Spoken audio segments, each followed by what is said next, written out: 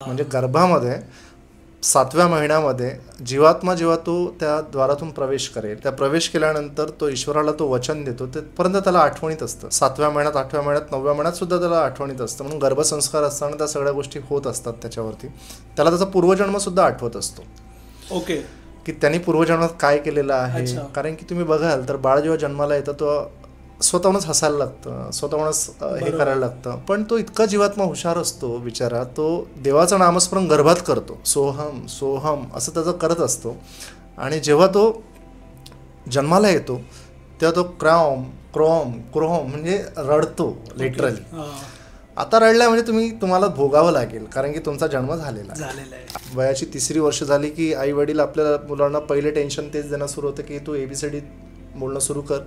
बरोबर आहे ना. इथपासून जी सुरुवात होते घरामधली, की त्याला जे दिलेलं जे वचन आहे तो वचन त्याला आठवतच नाही, तो विस्मरण होऊन जातो पूर्ण, कम्प्लिटली विसरून जातो. माणसाने जन्म घेतलाय आता, जसं तो 30 वर्षाचा झालाय, 35 वर्षाचा झालाय, त्याच्यानंतर त्याला कळणार कसं की माझं रिझन काय जन्माचं. नॉर्मल व्यक्तींना ह्या गोष्टी शक्य होत नाहीत. त्यांना ती मेहनत घ्यावी लागेल, ती साधना करावी लागेल, ईश्वराप्रती तितकी समर्पण द्यावं लागेल. तुमची ध्यान, भक्ती, योग. आईचं अंतर्मन आणि बाळाचं जे आहे गर्भामध्ये ते एकरूप होतं आणि आईला डोहाळे लागतात.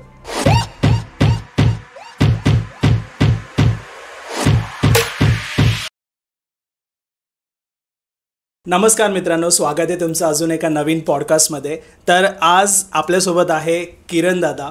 आणि आपण अगोदरचा जो पॉडकास्ट केला होता, भरपूर जणांचे त्या पॉडकास्टनंतर कॉमेंट्स आले होते, भरपूर काही लोकांना क्वेश्चन्स होते जे आजच्या पॉडकास्टमध्ये आपण कव्हर करणार आहोत. तर नमस्कार दादा.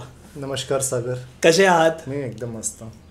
तर आज आपण आहे ना स्टार्ट करूया पॉडकास्टची एकदम बेसिकपासून. म्हणजे माणसाचा जन्म जो होतो, असं म्हणतात की हर एक व्यक्ती काही ना काही रिझन असतो, ज्याचा जन्म होतो त्यामागे काही ना काही रिझन असतो.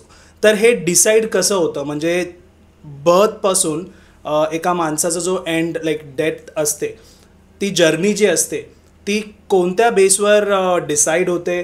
तुमचा जो एक्सपिरियन्स आहे 1 वर्षाचा जो तुम्हाला आला आहे आणि त्यामधून तुम्हाला इतके काही गोष्टी कळत आहेत, तर तुमच्या दृष्टिकोनाने आपल्या प्रेक्षकांना तुम्ही काय सांगू शकाल की एका आत्म्याचा प्रवास कसा असतो? सर्वप्रथम सागर, मी तुझं पुन्हा एकदा हार्दिक अभिनंदन करू इच्छितो. खूप सुंदर, आणि मला पुन्हा एकदा ती संधी दिली बोलायची. आणि प्रेक्षको, तुमचं मनापासून आभार आणि मी तुम्हाला सर्वांना अभिवादन करतो आहे. सर्वप्रथम मी माझे या जन्माला लाभलेले सूक्ष्मरूप गुरु, जे माझे परमपूज्य परिव्राजकाचार्य वासुदेवानंद सरस्वती उर्फ टेमे स्वामी महाराज, मी यांना त्रिवार अभिवादन करतो आहे. आणि अवधूत चिंतन श्री गुरुदेव दत्त आणि श्री गुरुदेव दत्तात्रय महाराजांना मी साष्टांग दंडवत करून आजचा हा पॉडकास्ट आणि आजचे जे माझे विचार आहेत हे या वाणीतून मी आपल्यासमोर प्रकट करतो आहे. आणि जो तो हा प्रश्न विचारलेला आहेस, या प्रश्नाचं एक मी स्टोरीच्या रूपात म्हणा किंवा एका कथेच्या रूपात मी काही, जेव्हा मला सुरुवातीला जे काही असे अनुभव आले होते तेव्हा मी हे लिहून ठेवलेलं होतं. आणि योगायोगाने हे जे मी लिहिलेलं होतं हे मी न लिहिता ॲक्च्युली दत्त महाराजांनी हे स्वतः लिहून घेतलेलं होतं. आणि तेच फॉर्मॅट मी तुम्हाला आता हे त्यासमोर त्या स्टोरीच्या पद्धतीने मी तुम्हाला सांगण्याचा प्रयत्न करतो. कारण कधी कधी काय असतं की कथा ज्या असतात त्या आपल्याला खूप जास्त कथेच्या स्वरूपात आपल्याला त्या खूप लवकर समजतं. बरोबर. तर त्याच पद्धतीने मी सांगण्याचा प्रयत्न करतो. मनुष्य जन्म हा जवळपास 84 लाख योनी पूर्ण पार करून आपल्याला मिळत असतो. म्हणजे 84 लाख योनीमध्ये जेवढा हा प्रवास आहे, हा तुमचा प्रवास पूर्णपणे कंप्लीट करून जेव्हा आत्म्याला एकदा संधी दिल्या जाते ईश्वराकडनं की बाबा तू जा आणि तू जो सुटेबल, जो तुझ्यासाठी जो गर्भ असेल त्या गर्भाच्या शोधात तो आत्मा आपला प्रवास करतो. असाच प्रवास याही आत्म्याचा झालेला आहे 1982 साली. आणि 1982 साली हा प्रवास जेव्हा मी करत असताना एक ईश्वराने मला पुन्हा एकदा बोलवलं. त्या दिवसाला आम्ही जवळपास बरेच असे एकत्रित सगळे आत्मे एका ठिकाणी ईश्वराने त्यांना बोलवण्यात आलं होतं. आणि त्यांनी एक मुखी सगळ्यांना एक वचनाअंतर्गत त्यांनी हे सांगितलं की बाबा, मी तुला पुन्हा एकदा संधी देतो आहे. मी ईश्वर तुला पुन्हा एकदा संधी देतोय आणि ही संधी तुला आता ही शेवटची संधी समज आणि या शेवटच्या संधीचं तुला सोनं करायचं आहे. ओके. म्हणून मी तुला पुन्हा पृथ्वीवरती पाठवतोय. पुन्हा मी तुला जीव म्हणून तुला मी एक संधी देतोय आणि ही संधीचं सोनं तुला करायचं आहे. यासाठी तू आपल्या मुखातनं तुला जे योग्य वाटेल ते तू नाव घे आणि अखंड नामस्मरण ठेवत तू धर्म, अर्थ, काम आणि मोक्षाला प्रदान कर. ओके. असा करत त्या दिवशीला तो जो प्रवास सुरू होतो तो त्या गर्भामध्ये जवळपास 7व्या महिन्यामध्ये, कारण की गर्भाचा जर आपण प्रवास जर बघितला तर पहिल्या 2 महिन्यामध्ये डोकं यायला लागतं, 3ऱ्या महिन्यामध्ये त्वचा येणं सुरू होतं, 4थ्या महिन्यामध्ये असे वेगवेगळे टप्पे आहेत, 6व्या महिन्यात पूर्ण इंद्रिय यायला लागतात आणि 7व्या महिन्यामध्ये जर आपण जर विचार केला तर आपल्या टाळूमध्ये जिथे आपला जो वरचा पोर्शन आहे या पोर्शनमध्ये एक छोटंसं काय म्हणतो त्याला एक होल असतं, त्याला मेडिकल सायन्समध्ये पॅरायटल बोन म्हणतात. ओके. हा फ्रंटल लोब आहे, हा वाला जो आहे हा फ्रंटल लोब आहे. असे 4 पोर्शन असतात, 1, 2, 3 आणि हा 4. याला कनेक्ट करणारा इथे एक छोटासा एक पोर्शन आहे, त्याच्यामध्ये एक छोटासा एक द्वार आहे. ओके. त्याला मुक्तीचं द्वार म्हणतात, त्यालाच मोक्षाचं द्वार म्हणतात. आणि जीवात्मा हा वरून प्रवेश करतो आईच्या गर्भामध्ये. ओके. म्हणजे विचार करा की जीवात्म्याला जो प्रवेश मिळतो त्या गर्भामध्ये तो 10व्या द्वारातून मिळतो, इथून मिळतो. म्हणजे असा अर्थ ती जेव्हा तो जीवात्मा प्रवेश करतो त्यावेळेला त्याने जे दिलेलं जे वचन आहे परमेश्वराला, ईश्वराला की बाबा मी आता अखंड नामस्मरण तुझं करेल, अखंड नाव तुझं घेईल आणि जसं तू बोललास मला की धर्म, अर्थ, काम हे जे पुरुषार्थ गाजवत मला मी मोक्षप्राप्तीकडे मी आता माझा प्रवास या जन्मात मी करेल. ओके. असं करत तो जेव्हा देहात प्रवेश करतो 10व्या द्वारातून वरतून पॅरायटल बोनमधून. आता हा प्रवास इतका इंटरेस्टिंग आहे तुम्हाला सांगतो की जेव्हा जीवात्मा जेव्हा येतो तेव्हा 7वा महिना आईला सुरू असतो आणि त्यावेळेला आईचं अंतर्मन आणि बाळाचं जे आहे गर्भामध्ये ते एकरूप होतं. ओके. आणि आईला डोहाळे लागतात. ओके. आणि हे जेव्हा हळूहळू हा जेव्हा प्रवास पुढच्या ह्याच्यामध्ये जातो तेव्हा 9 महिने जेव्हा पूर्ण होतात तेव्हा तो जीव आपल्या पहिल्या ह्याच्यामध्ये तो काय करतो, जन्माला येतो. तो ज्या वेळेला वायूच्या संपर्कात येतो त्यावेळेला त्याने जे दिलेलं वचन जे असतं ईश्वराला तो पूर्णपणे विसरून जातो, कारण की ते विष्णूची माया असते. ओके. म्हणजे गर्भामध्ये 7व्या महिन्यामध्ये जीवात्मा जेव्हा तो त्या द्वारातून प्रवेश करेल, त्या प्रवेश केल्यानंतर तो ईश्वराला तो वचन देतो, तेपर्यंत त्याला आठवणीत असतं. 7व्या महिन्यात, 8व्या महिन्यात, 9व्या महिन्यात सुद्धा त्याला आठवणीत असतं. म्हणून गर्भसंस्कार असताना त्या सगळ्या गोष्टी होत असतात त्याच्यावरती. त्याला त्याचा पूर्वजन्मसुद्धा आठवत असतो. ओके. की त्यांनी पूर्वजन्मात काय केलेलं आहे. कारण की तुम्ही बघाल तर बाळ जेव्हा जन्माला येतं तो स्वतःहूनच हसायला लागतं, स्वतःहूनच हे करायला लागतं. पण तो इतका जीवात्मा हुशार असतो बिचारा, तो देवाचं नामस्मरण गर्भात करतो, सोहम सोहम असं त्याचं करत असतो. आणि जेव्हा तो जन्माला येतो तेव्हा तो क्राम क्रोम क्रोम म्हणजे रडतो लिटरली. आता रडलाय म्हणजे तुम्हाला भोगावं लागेल, कारण की तुमचा जन्म झालेला आहे. आता जन्मामध्ये तुमची सुटका नाही, कारण की जो आईने जी कळ सोसलेली आहे, आईने जी कळ त्या गर्भामध्ये 9 महिने 9 दिवस ती सोसलेली आहे आणि त्या ईश्वराने तुम्हाला ती एक संधी प्रदान केली त्या आत्म्याला पुन्हा एकदा की पुन्हा एकदा तू प्रूव्ह कर. आता काय होतं की लहानपणामध्ये आपल्या बालक्रीडा सुरू होतात. ईश्वराने दिलेलं स्मरण जे होतं ते तुम्ही सगळं विसरून गेलात, कारण की विष्णूची माया तुमच्यावरती आता इतकी प्रभावी झाली, सगळ्या षड्रूपी झाल्या, सगळ्या गोष्टी आल्या, तर तुमच्या आता बालक्रीडा सुरू झाल्या. आणि या बालक्रीडा सुरू होत असताना आपण सगळं काही विसरून जातो. आपल्याला आता सगळ्या गोष्टी काय, आपले आई असेल, वडील असेल, भाऊ असेल, बहीण असेल, सगळं आप्तेष्ट परिवार, मित्र, हे सगळं याच्यात आपल्या बालक्रीडा बालपण सगळं निघून जातं. आणि आजकालचं जर बालपण जर बघितलं तर इतकं हॉरिबल आहे की वयाची 3री वर्ष झाली की आई वडील आपल्या मुलांना पहिले टेन्शन तेच देणं सुरू होतं की तू ABCD बोलणं सुरू कर. बरोबर आहे ना. इथपासून जी सुरुवात होते घरामधली की त्याला जे दिलेलं जे वचन आहे तो वचन त्याला आठवतच नाही, तो विस्मरण होऊन जातो पूर्ण, कम्प्लिटली विसरून जातो. हे झालं तुमचं बालपण. बालपणामध्येच आपल्यावरती असे संस्कार होतात की बाबा तुला काय करायचं आहे, पुढे जाऊन तुला नाव कमवायचं आहे, पैसा कमवायचा आहे, बरोबर, काय बनायचं आहे काय नाही, हे तर सगळं मॅन्डेटरी आहे, कारण की ह्या गोष्टी होत असतात. बरोबर. असं चांगली आहे, कारण की पुरुषार्थ आहे तो आपल्याला गाजवायचा पण आहे. करेक्ट. याच्यात वावगं असं, याच्यात वाईट असं काहीच नाही, हे चांगलंच आहे. पण त्याच्यासोबत आपण ज्या ईश्वराची आता भक्ती करणार होतो ती भक्ती कुठल्या पद्धतीने करणार होतो याचं विस्मरण आपल्यालाही राहत नाही ना आपल्या आईवडिलांना असतं. करेक्ट. यामध्ये काय होतं की बालपण निघून जातं. बालपण निघाल्यानंतर मग येतं तारुण्यपण. आता तारुण्यपण जेव्हा येतं त्या तारुण्यपणामध्ये मला जे माझे करिअर ॲम्बिशन्स आहेत, मला माझे नेम फेम मनी, मी या सगळ्या याच्यामध्ये मला आता माझं पूर्ण विश्व तयार करायचं आहे, पूर्ण कम्प्लिटली एक एम्पायर उभं करायचं आहे. असं करता करता त्या वयाची 25वी जाते, 27वी जाते, 30वी चालली जाते. मुलगा प्रेमात पडतो मुलीच्या, लग्न होतात, जे काही तुमचं संसार तुमचं सुरू होतो. अध्यात्म कुठे आहे? करेक्ट. अध्यात्म तुमचं काही ठिकाणी आहे, काही ठिकाणी तो पूर्णपणे संपलेला असतो. ज्यासाठी तुम्ही जन्म घेतलाय. हां, मग याचा अर्थ काय आहे की ती जी मीटिंग होती, जी तुम्हाला ज्या वेळेला संधी देण्यात आली होती 1982ला, जशी म्हणजे माझ्या केसमध्ये जी मला देण्यात आलेली होती, आणि माझा जन्म 1983ला झाला, प्रवास 1982ला सुरू झाला. अच्छा. मग ते सगळे आत्मिक आहे, त्यांचा प्रवास असाच सुरू आहे. काही लोकांचा असाच सुरू आहे, काही लोक आपलं त्याच पद्धतीने रुटीन चालू आहे. ओके. पण काही लोक एक्सेप्शनल असतात काही गोष्टींसाठी. काय एक्सेप्शनल असतात ते मी तुम्हाला नंतर सांगतो काही गोष्टींमध्ये. पण हा इथपर्यंत प्रवास येतो. तारुण्य पण गेलं की अध्यात्म आठवत नाही, कारण की प्रॉपर्टी झाला, पैसा झाला, सगळं झालं. ह्या सगळ्या गोष्टींकडे आपलं अर्थकारण आपल्याला करणं असतं, कारण की तो एक पुरुषार्थ पण आहे. कारण त्यासाठी आपल्या वेदांमध्ये म्हणा किंवा प्रत्येक ठिकाणी असे शास्त्र लिहून ठेवलेले आहेत की तुम्हाला अर्थार्जन करून सुद्धा त्या सगळ्या गोष्टींचं प्रपंच तुम्हाला चालवावं लागेल, परमार्थ करावा लागेल. चुकीचं नाही. पण शेवटी काय होतं की जेव्हा तारुण्य पण संपत येतं आणि वयाची उंबरठी 60वी जेव्हा गाठतं तेव्हा अध्यात्म आठवतं.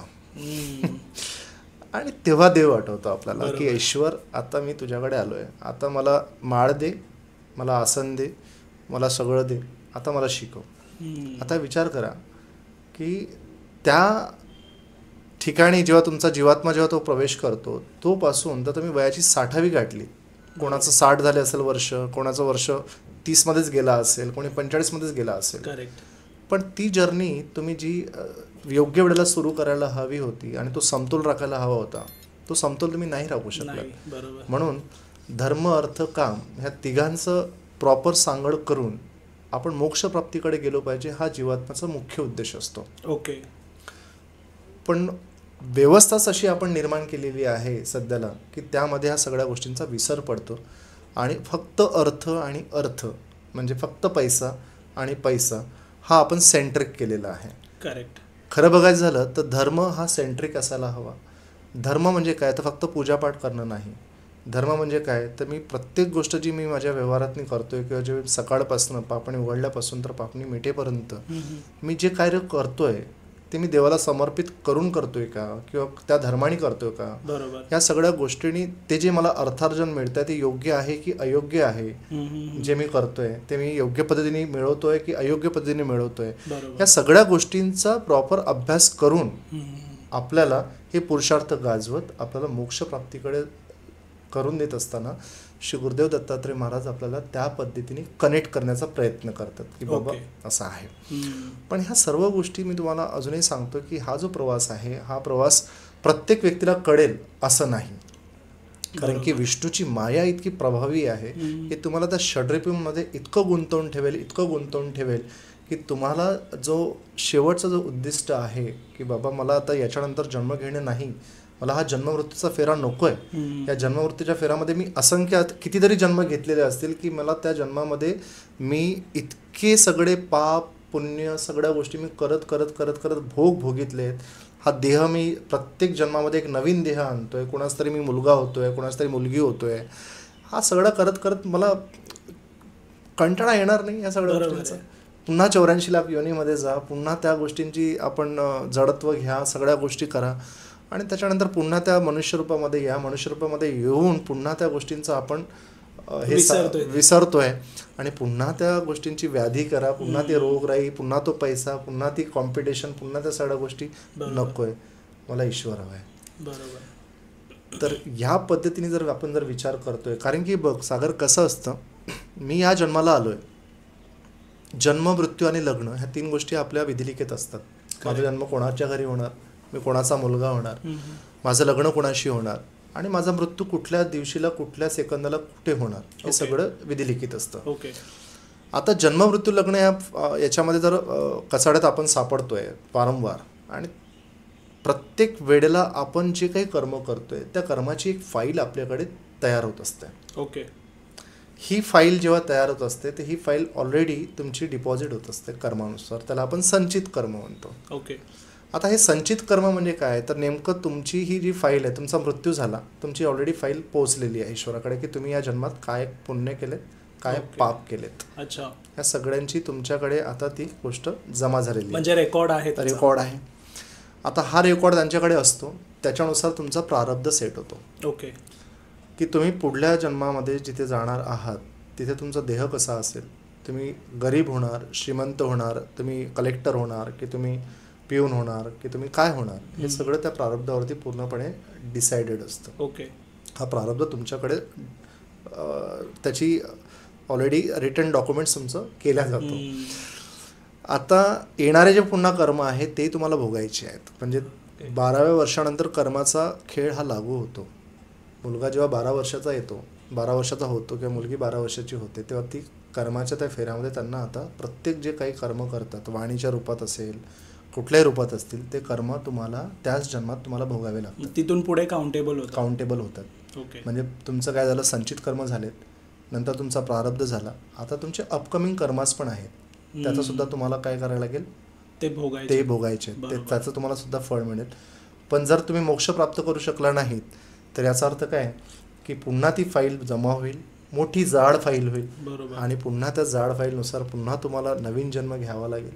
आणि या जन्ममृत्यूच्या कचाट्यात ते वाढत जाणार. आणि या जन्ममृत्यूच्या कचाट्यात जर समजा तुम्हाला निघायचं असेल तर तुम्हाला गुरूंचे गुरु महागुरु आदिगुरु दत्तात्रय महाराज यांच्याशिवाय पर्याय नाही. कारण की जिथपर्यंत गुरुची कृपादृष्टी होत नाही तिथपर्यंत मोक्षप्राप्ती हे शक्य नाही. म्हणून मोक्षप्राप्तीला 10वा दरवाजाच म्हटलेला आहे. ओके. होतं काय, इतकं कॉन्फ्युजन्स क्रिएट होतात की शेवटी मग याच्याकडे जाताना आपण जाणार कसं, पुढे कसं होणार. लोकांना वाटतं की मेल्यानंतर मोक्षाची प्राप्ती होत असते. मेल्यानंतर होत नाही. ओके. जिवंतपणीच मोक्ष आपल्याला प्राप्त करण्यासाठी त्या गोष्टींची आपल्याकडे उपाययोजना केलेली असते की तुम्ही ध्यानात बसा. ध्यानात बसल्यानंतर तुम्हाला प्राणायाम तुम्हाला सांगितलेला आहे. प्राणायाम आपण का करतो, आपण श्वास कसा घेतो, ध्यान आपण का लावतो, कारण की ज्या द्वारातून आपण एंटर केलेलं आहोत त्याच द्वारातून आपला शेवटचा अंतिम श्वास हा आपल्याला सोडावा लागतो. नाही तर आपले जे 9 द्वार आहेत, डोळे आहेत, नाक आहे, मुख आहे, कान आहे, इथून आपल्याला प्राण सोडावा लागतो. आणि इथून जेव्हा प्राण सोडतो तेव्हा त्याला पुन्हा त्या व्यक्तीला जन्म घ्यावाच लागतो. बरोबर. त्यामुळे जर तुम्ही योग पुरुष बघितलं असाल किंवा सिद्ध पुरुष बघितलं असाल तर ते समाधी घेतात. समाधी घेत असताना तो श्वास जो आहे, तो श्वास हळूहळू का होईना पण तो श्वास इथून सोडतात. जो 10वा द्वार असतो पेरायटल बोन, तुम्ही जर सर्च कराल तर कवटी असते माणसाची. माणसाच्या कवटीमध्ये छोटासा एक होल असतो. अच्छा. कारण की हाच होल पूर्णपणे बंद करण्यासाठी आई त्या बाळाला टाळूवरती तेल लावते. बरोबर. वर्षभर तो द्वार बंद केला जातो. आणि तो द्वार बंद केल्यानंतर तुम्हाला आता सुटका नाही. ओके. तुम्हाला जर प्राण सोडायचा असेल तर शेवटचा द्वार जो 10वा द्वार असतो त्यालाच आपण मोक्ष का दरवाजा म्हणतो. म्हणून कबीराने आपल्या याच्या दोह्यांमध्ये लिहिलेलं आहे, मोक्ष का दरवाजा जो आहे तो हा 10वा द्वार आहे, पॅरायटल बोन. ओके. तिथून आपल्याला अंतिम श्वास हा सोडावा लागतो आणि तो इतका सोपा नाही. त्यासाठी मग तुमचं जाप आलं, तुमची साधना आली, तुमचं ईश्वराप्रती नामस्मरण आलं, भक्ती आलं, योग आलं, ह्या सगळ्या गोष्टींनी तुम्हाला सगळं सिद्ध करून हा शेवटचा प्रवास तुम्हाला गाठावा लागतो. तेव्हा तुम्हाला मोक्षाची प्राप्ती ही होत असते. ओके. त्याशिवाय शक्य नाही. तर दादा आता मला हे विचारायचं आहे की माणसाने जन्म घेतलाय आता, जसं तो 30 वर्षाचा झालाय, 35 वर्षाचा झालाय, त्याच्यानंतर त्याला कळणार कसं की माझं रिझन काय जन्माचं. म्हणजे जन्म घेतलाय, ह्या सर्व गोष्टी आता झाल्यात, एका टाईम नंतर त्याच्या लाईफमध्ये खूप सारे माणसाच्या लाईफमध्ये प्रॉब्लेम्स येतच असतात. त्याच्यानंतर तो पूर्णपणे भटकलाय. आता त्याला काहीच माहिती नाही आहे की पुढे काय करायचं, नाही तर तो स्टक झाला एकाच ठिकाणी. आता पुढे काय करायचं, आणि तो विचार करतो की आता माझा जन्म झालाय कशाला, मला तेच नाही माहिती. तर करेक्ट. ते कसं त्याला समजेल की माझं रिझन हे आहे, नाहीतर मला हे ह्या जन्मात अचीव करायचं आहे. बरोबर. याची तुम्हाला मी एक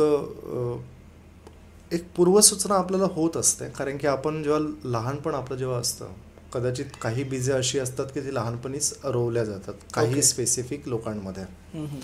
आपण जर समजा इतिहासामध्ये जाऊन बघितलं तर रमण्णा महर्षी नावाचे खूप मोठे संत होऊन गेले होते.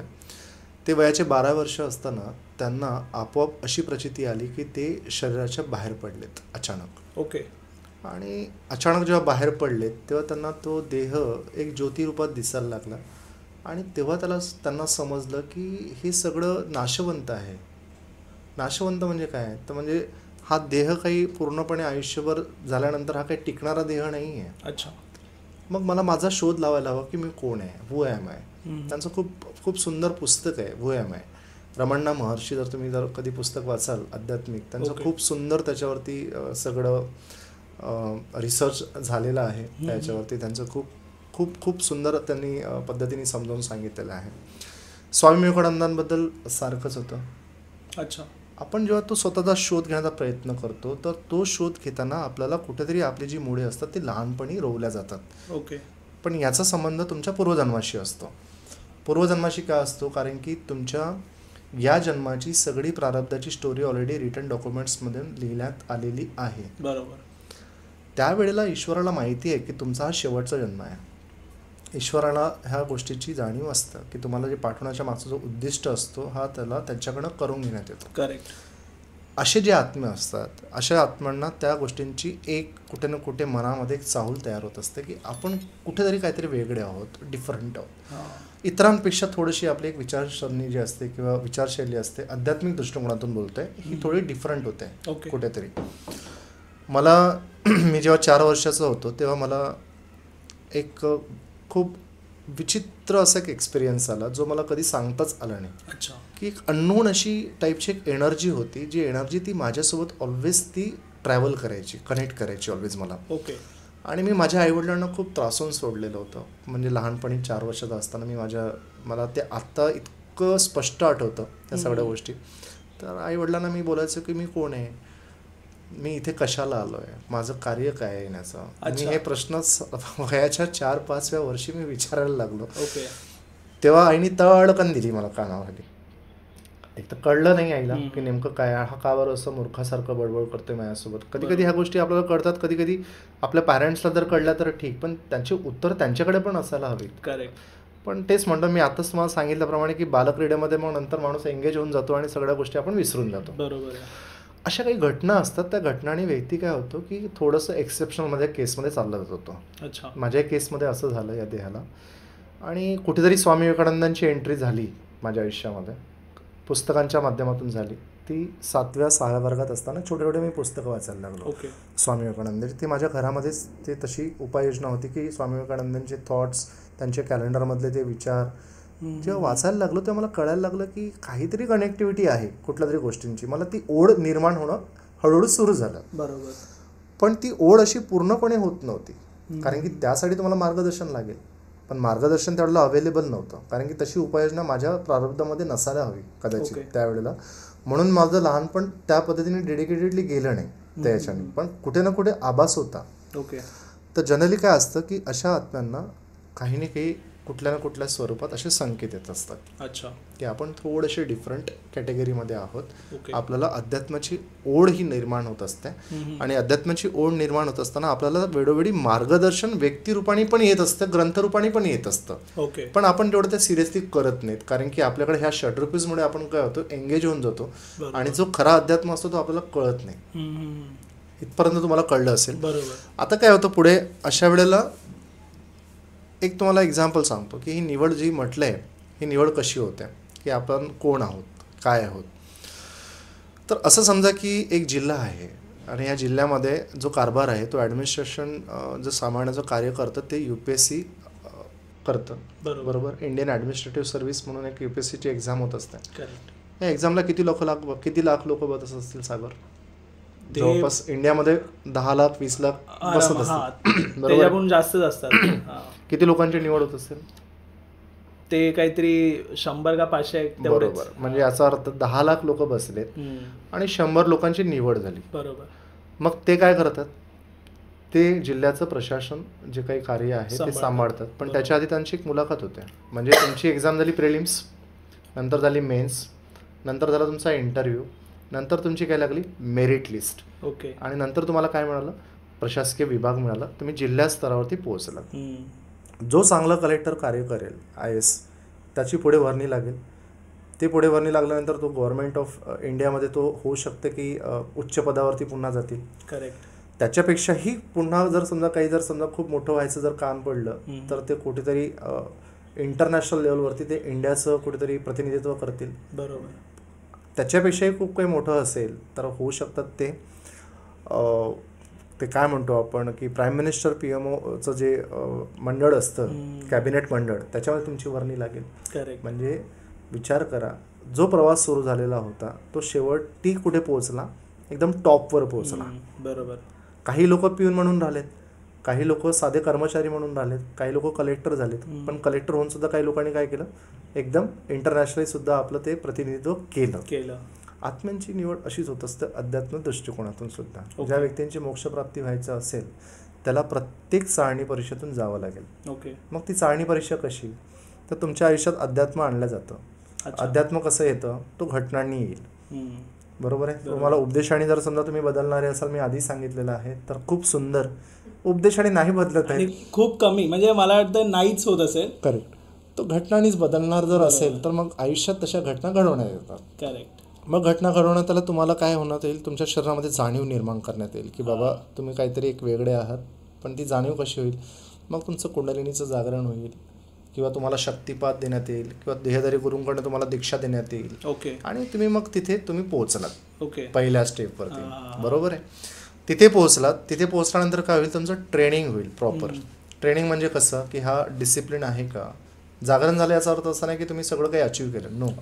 तुम्हाला साधना व्यवस्थित करावी लागेल, ईश्वराचं नामस्मरण करावं लागेल, भक्ती तशी स्ट्रॉंग झाली पाहिजे, ध्यानसाधना तुमची त्या लेवलला पोहोचली पाहिजे. मग ते ध्यानसाधना पोहोचतपर्यंत व्यक्ती किती परिपक्व होत असेल, हळूहळू तो परिपक्व होतो.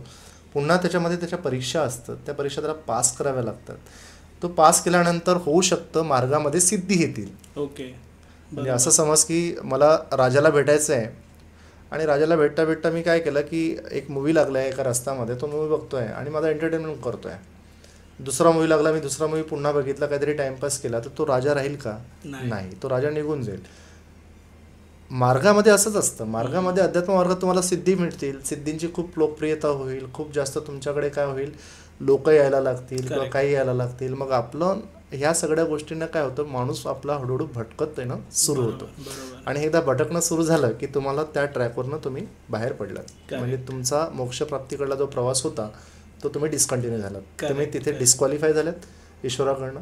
तुम्ही डिस्क्वालिफाय झाला याचा अर्थ असा आहे की तुम्ही त्या ठिकाणी लागलात. जो व्यक्ती हा प्रवास टप्प्याटप्प्याने पार करतो, ओके, त्याला हे कळतं की मी कोण आहे. अच्छा. सर्वसामान्य लोकांना कळत नाही की मी कोण आहे. आणि जर मी कोण आहे हा शोधात जर निघाला तर होऊ शकतं त्याला तो मार्ग सापडणारही नाही. आणि सापडला तरी त्यासाठी त्याला इतकं खंबीर राहावं लागेल, इतकं त्याला प्रॉपरली त्याला डेडिकेटेडली समर्पण होऊन तो भक्तिभाव निर्माण करून ईश्वराशी परमात्म्याशी तो आनंद निर्माण करावा लागेल की त्या ठिकाणी तो व्यक्ती शोधू शकेल हू ॲम आय. बरोबर. तर हा हू ॲम आयचा जो एक्सपिरियन्स जो ज्या व्यक्तींना येतो तो जग बदलवण्याची एक त्याच्यामध्ये ती ताकद निर्माण करतं ईश्वरी शक्ती. त्याचे थॉट्स ऐकल्या जातात, त्याचे थॉट्स वाचल्या जातात आणि हे खूप डिफरंट व्यक्ती होऊन जातात जे हजारो वर्षापर्यंत म्हणा किंवा 100 वर्ष 200 वर्ष अशा लोकांचे कार्य आठवणीत ठेवल्या जातात त्या लोकांना.